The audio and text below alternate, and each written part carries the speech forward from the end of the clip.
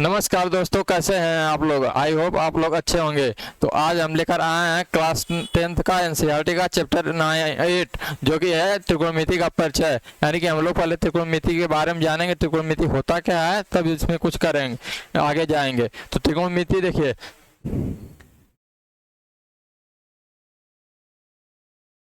त्रिकोणमिति त्रिकोणमिति है। त्रिकोणमिति जो है यह 3 वर्ड से मिलकर बना है। त्रिकोणमिति 3 वर्ड से मिलकर बना है। पहला ट्राई, ट्राई, दूसरा गॉन और तीसरा मेट्रॉन। मेट्रॉन मेट्रॉन ट्राई का मतलब 3 होता है और गॉन का मतलब भुजा, भुजा होती है, और मेट्रॉन का मतलब माप होता है। यानी कि किसी भी त्रिभुज के भुजाओं के मापन को ही त्रिकोणमिति कहते हैं। यह ग्रीक वर्ड से, ग्रीक शब्द से आया है त्रिकोणमिति। तो आइए आगे चलते हैं, देखते हैं त्रिकोणमिति। त्रिकोणमिति होता क्या है, पहले इसके बारे में देख लीजिए। त्रिकोणमिति एक समकोण त्रिभुज, एक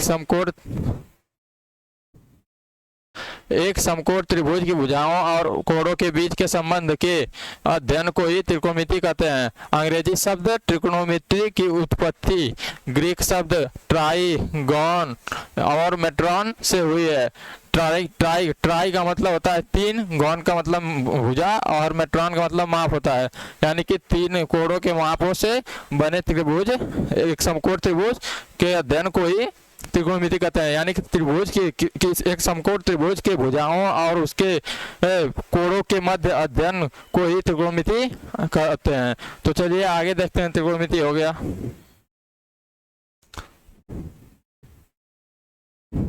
अब हो गया त्रिकोणमिति अनुपात। त्रिकोणमिति अनुपात एक समकोण त्रिभुज की भुजाओं के कुछ अनुपातों का उसके न्यून कोणों के सापेक्ष अध्ययन को ही कोणों के त्रिकोणमिति अनुपात कहते हैं। उसका न्यून कोण मतलब यह आपका तो राइट एंगल ट्रायंगल हो गया। राइट एंगल तो यह 19 डिग्री हो गया, और यह भी 19 डिग्री हो गया, और यह हो जाएगा ए, और यह बी हो जाएगा, और सी। यानी कि यह जो कोण है यह न्यून कोण होंगे, ये वाला न्यून कोण, दोनों न्यून कोण होंगे। और इसमें A B C, C B, B यहाँ पे नहीं। और तो मतलब त्रिकोणमिति अनुपात कहते हैं। और त्रिकोणमिति जो कि हम लोग को पढ़ना है केवल 6 होते हैं, साइन, कॉस, टैन, कॉट, सेक, कोसेक। इन्हीं के मध्य, इन्हीं तीनों के मध्य भुजाओं को त्रिकोणमिति कहते हैं। अब देख लीजिए कोण ए के सापेक्ष, कोण ए के सापेक्ष, कोण ए के सापेक्ष, कोण ए के सापेक्ष लंब क्या हो जाएगा।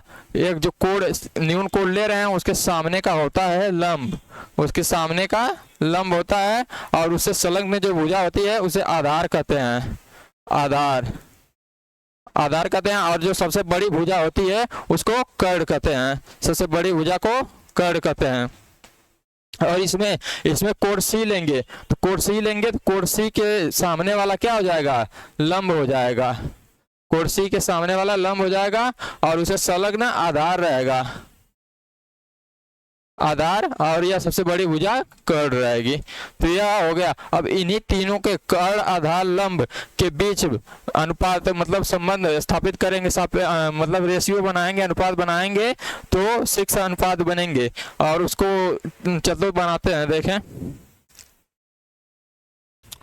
मान लीजिए ट्रायंगल है, ट्रायंगल ए के लिए, ट्रायंगल ए के लिए यह मान लीजिए एक ट्रायंगल है बी ए सी। तो ट्रायंगल ए के लिए लंब क्या हो जाएगा, ट्रायंगल ए के लिए यह लंब हो जाएगा, यह कर्ण हो जाएगा, और यह आधार हो जाएगा, और यह लंब हो जाएगा, लंब हो जाएगा।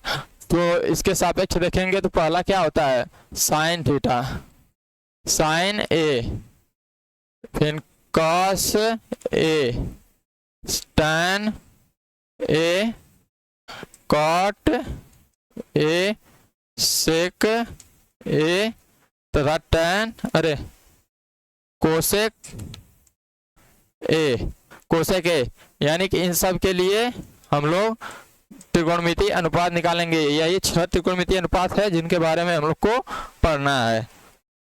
तो साइन ए इक्वल टू क्या होता है, लंब बटा कर्ण होता है। इसका एक ट्रिक है, लाल बटा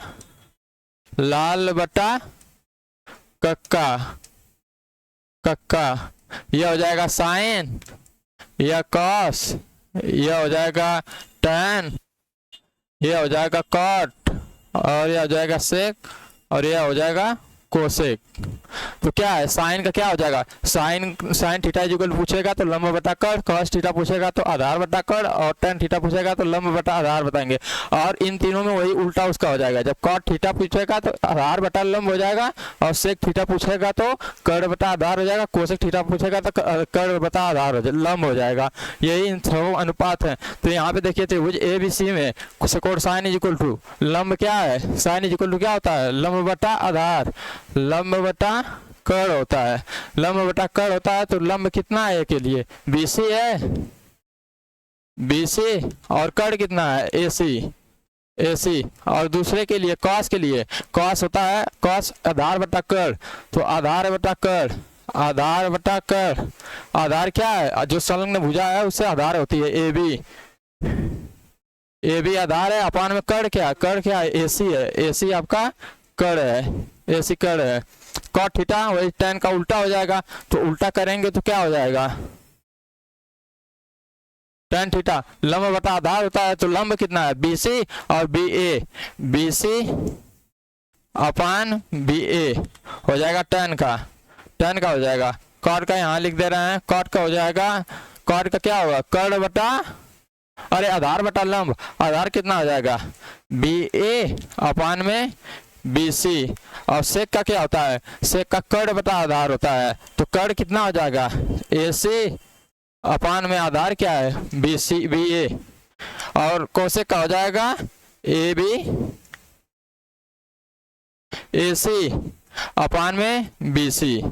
यह हो जाएगा इनके मध्य संबंध। अगर मान लीजिए मैं कोण C ले रहा हूं, तो साइन C जब पूछेगा तो उसके लिए परपेंडिकुलर यह होगा, यानी कि साइन C इक्वल टू लंब बटा कर्ण, तो परपेंडिकुलर लंब कितना हो जाएगा, लंब हो जाएगा BCA, इसके जगह BA अपान में कर्ण AC हो जाएगा। देख लीजिए कितना बदल गया, साइन A जब कर रहे हैं तो BC अपान AC हो रहा है, लेकिन साइन C कर रहे हैं तो साइन C ले रहे हैं, जब कोण C ले रहे हैं तो लंब आधार उसके सामने वाला हो जाएगा, BA अपान AC हो जाएगा। यही 6 त्रिकोणमितीय अनुपात है जिसको आपको लर्न करना है। लर्न करने का यह जो एक ट्रिक है, यह ट्रिक है, लाल बटा कक्का होता है। लाल बटा कक्का का मतलब लंब बटा कर्ण, आधार बटा कर्ण, लंब बटा आधार, आधार बटा लंब, कर्ण बटा आधार, और कर्ण बटा लंब। यह इनका 6 फार्मूला होता है। और चलिए आगे चल के देखते हैं अगला क्या टॉपिक है। कुछ विशिष्ट कोणों के मान के लिए कह रहा है, कुछ विशिष्ट कोणों के त्रिकोणमितीय अनुपात के बारे में पूछ रहा है। तो विशिष्ट कोण के त्रिकोणमितीय अनुपात, यानी कि देखिए मैं आपको दिखा रहा हूं, यह विशिष्ट कोण, यानी कि हम लोग sine A, cos A, tan A, cosec A, sec A, cot A, इन तीनों के लिए लर्न करेंगे इसे। बस आपको अगर एक लर्न हो गया तो सब कुछ लर्न हो जाएगा। जैसे साइन 0 डिग्री का मान, A जो है एंगल है, यहाँ साइन 0 डिग्री का मान 0 होता है, और साइन 30 डिग्री का मान 1/2 होता है, साइन 45 डिग्री का मान 1/√2 होता है, और साइन 60 डिग्री का मान √3/2 होता है, और 19 का मान 1 होता है। और इसका एक ट्रिक है, ये बन भी सकता है। जैसे देखिए 1 यहाँ 0 से स्टार्ट किए, 0 1 2 3 4 हो जाएगा, और समय भाग दे दीजिए 4 से भाग दे देंगे, 4 से भाग दे देंगे,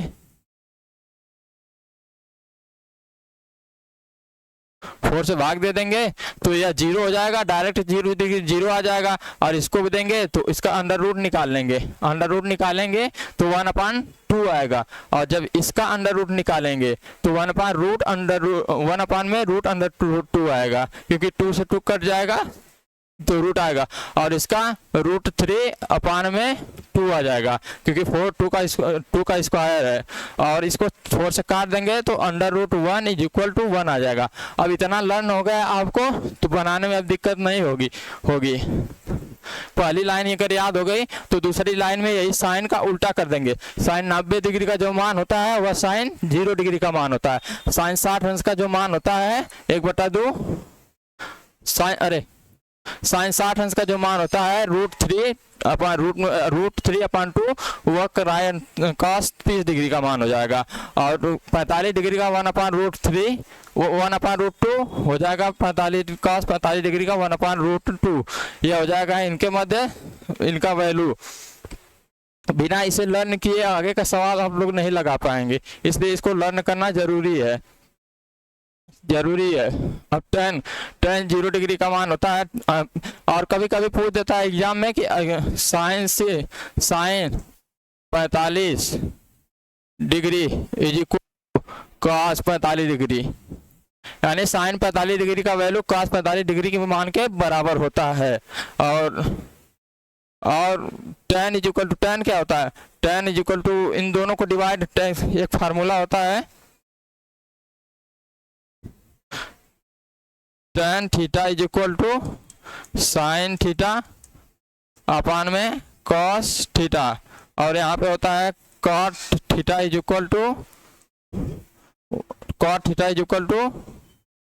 cos θ अपान में sin θ, यह वैल्यू होता है।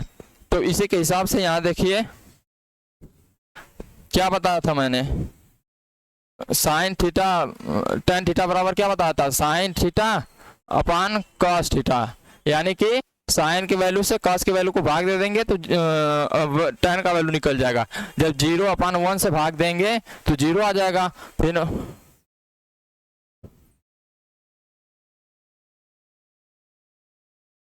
अपान 2 इससे भाग देंगे तो 2 से कट जाएगा, 1/3 आ जाएगा, यानी tan 30 डिग्री का वैल्यू 1/√3 है।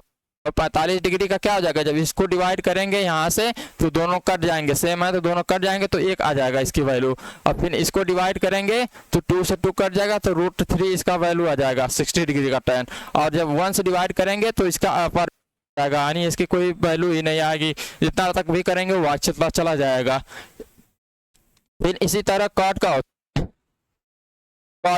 का देखिए, अब ये tan का हो गया तो tan का उल्टा कॉट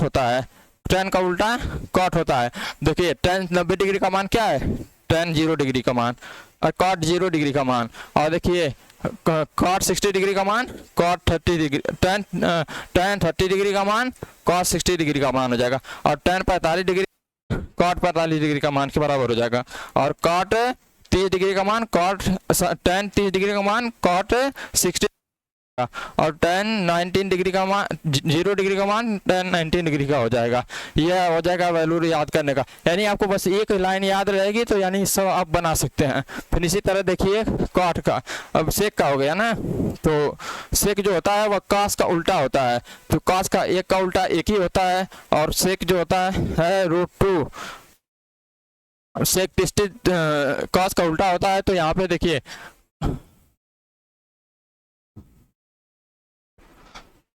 cos का उल्टा होता है सेक, तो यहाँ पे क्या हो जाएगा, यहाँ पे √3/2 है तो 2/√3 हो जाएगा, यहाँ पे 1/2 है तो √2 हो जाएगा, और यहाँ पे 1/2 है तो यहाँ पे 2 हो जाएगा, और यहाँ पे 0 है तो यहाँ पे अपरिभाषित हो जाएगा। और उसी तरह कोसेक साइन का उल्टा होता है, 0 का उल्टा करेंगे तो अपरिभाषित हो जाएगा, 1/2 का उल्टा करेंगे तो 2 हो जाएगा, और 1/√2 का उल्टा करेंगे तो √2 हो जाएगा, और 60 डिग्री में देखिए √3/2 का उल्टा करेंगे तो 2/√3 आ जाएगा, 1 का उल्टा करेंगे तो 1 ही हो जाएगा। यानी कि आपकी 0 से लेकर 19 तक की वैल्यू यही है। अगर इसे आप लोग लर्न कर लेंगे तो बहुत ही बढ़िया होगा, नहीं तो एक लाइन लर्न कर लीजिए और सब बना सकते हैं। चलिए, जैसे मतलब इसमें एग्जांपल ले रहे हैं, जैसे कभी कभी पूछ देगा जैसे tan 45 डिग्री का मान क्या होता है, तो आपको याद रहेगा तो 1 डायरेक्ट कर देंगे। वैसे देखिए tan 45 डिग्री का मान कितना है, tan 45 डिग्री का मान 1 है या ना, tan 45 डिग्री का मान 1 है। तो इसी तरह इसे याद कर लीजिए और आगे देखिए क्या है।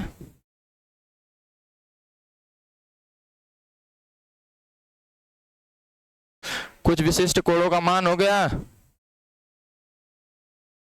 और इसी में कुछ फार्मूला बता दे रहे हैं। जैसे देखिए sine theta is equal to होता है, sine theta is equal to 1 cosec theta, cosec theta.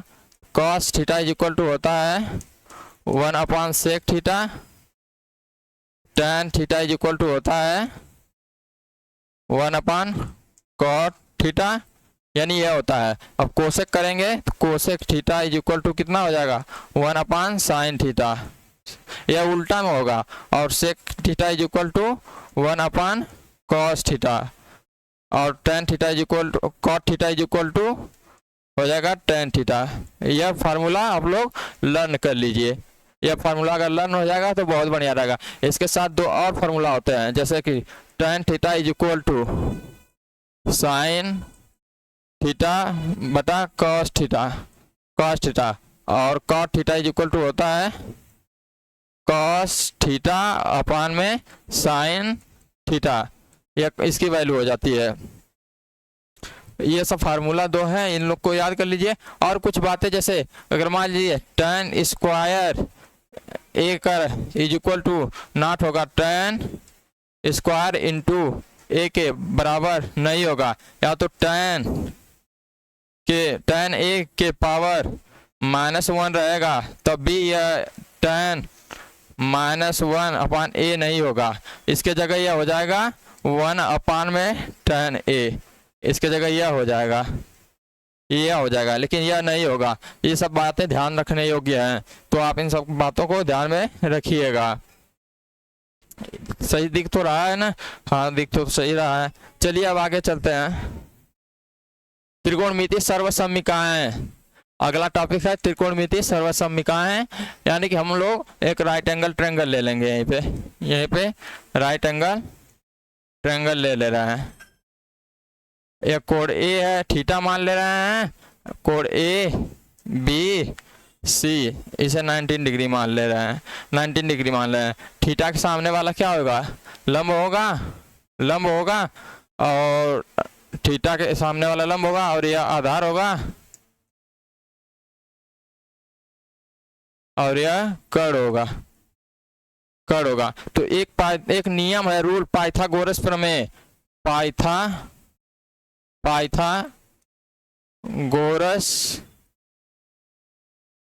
प्रमेय, पाइथागोरस प्रमेय। पाइथागोरस प्रमेय होता है कर्ण का स्क्वायर इज इक्वल टू लंब का स्क्वायर प्लस आधार का स्क्वायर, आधार का स्क्वायर होता है। यह पाइथागोरस प्रमेय है, इसे लर्न कर लीजिए। और त्रिकोणमितीय सर्वसम्मिकाएं में 3 फार्मूला हैं, उनको लर्न करना है। देखिए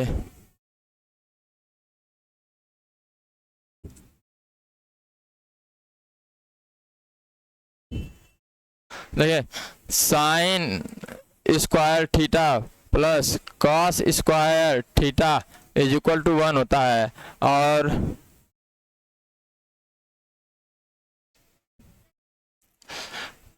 tan square theta plus 1 is equal to sec theta होता है, सेक स्क्वायर थीटा होता है, और cot square theta plus 1 is equal to cosec square theta होता है। यह वैल्यू भी लर्न कर लीजिए। यह 3 आपके सवाल में बहुत ही मदद करेंगे, यह 3 फार्मूले। इसी से बन जाएगा, अगर चाहेंगे तो यहाँ से हो जाएगा sine cos square theta is equal to 1 minus sine square theta हो जाएगा।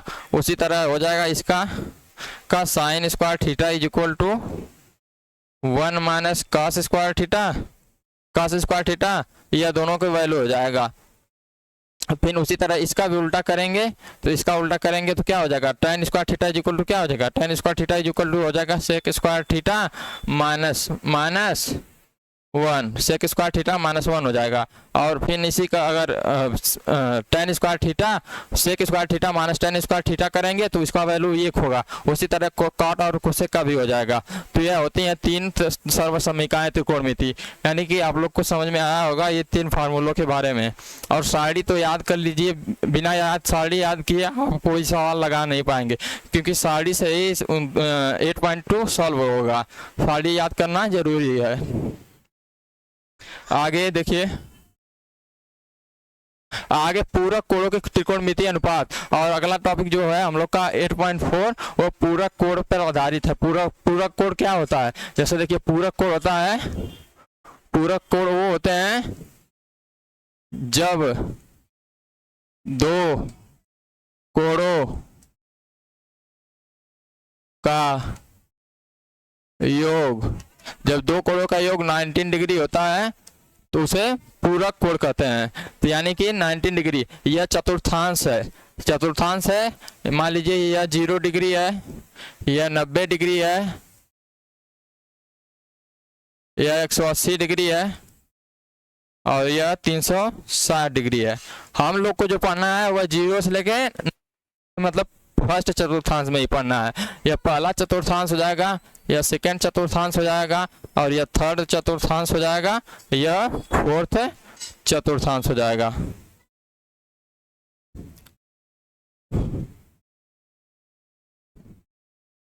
इसमें जो होता है कि साइन कोसेक अदर निगेटिव में रहते हैं, और इसमें tan थीटा और cot थीटा पॉजिटिव रहते हैं और बाकी निगेटिव रहते हैं। इसमें cos और sec थीटा पॉजिटिव रहते हैं और निगेटिव। इसमें आल मतलब जितने त्रिकोणमितीय अनुपात हैं सब पॉजिटिव रहते हैं। हम लोग को पढ़ना है इसी में। जब भी अगर देखिए 19 और 270 वाले के बीच में, 19 और 270 के बीच में साइन कॉस में बदल जाएगा और कॉस साइन में बदल जाएगा, tan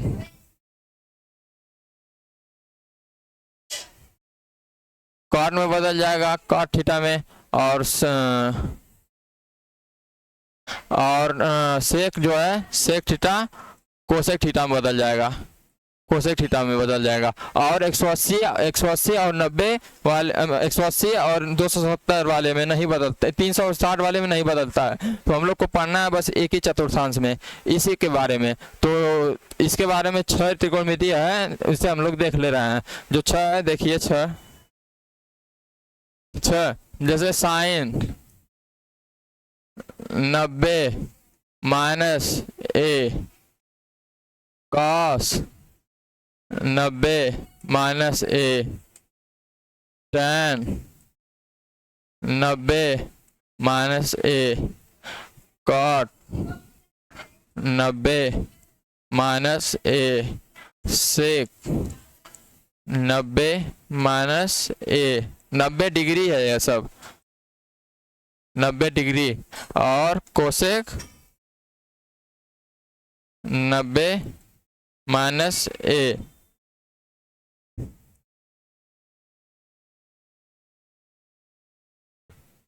देखिए क्या है यहाँ पे है ना, पहले 90 यानी 90 मानेंगे तो 90 में से कुछ भी अगर घटाएंगे तो 90 में से घटाएंगे तो यह क्या 90 से कम ही वैल्यू आएगा। जैसे ए लिए हैं, ए की कोई भी वैल्यू ले लें तो 90 में से घटाएंगे तो उसी के बराबर आएगा, यानी कि पहले ही चतुर्थांश में आएगा। और पहले चतुर्थांश में सब पॉजिटिव होते हैं। और मैंने अभी बताया था कि 90 और 270 में 90 और 270 में साइन कॉस होता है, tan कॉट होता है, सेक कोसेक होता है। तो उसी तरह 90 में साइन 90 -a इक्वल टू हो जाएगा कॉस ए, कॉस ए हो जाएगा और प्लस में सब रहते हैं। कॉस 90 -a हो जाएगा साइन ए, साइन ए, tan हो जाएगा कॉट ए और कॉट हो जाएगा tan ए, tan ए। और सेक थीटा इक्वल टू होता है कोसेक, कोसेक ए, और कोसेक 90 माइनस होता है सेक थीटा, सेक थीटा। ये हो गया आपका पूरक कुछ पूरक कोरक के मान। और जो 180 वाला है यहाँ पे 180, ये सब आपको 11-12 में मिलेगा और इस क्लास में नहीं है। तो यानी कि मेरा सभी क्वेश्चन खत्म हो गया है। यही सब जितने फार्मूले हैं आपको याद करना है और बढ़िया से तैयारी करिए ये बोर्ड एग्जाम की। धन्यवाद, thank you. Like share subscribe करते रहिए। चलिए धन्यवाद, वीडियो को यहीं एंड करते हैं।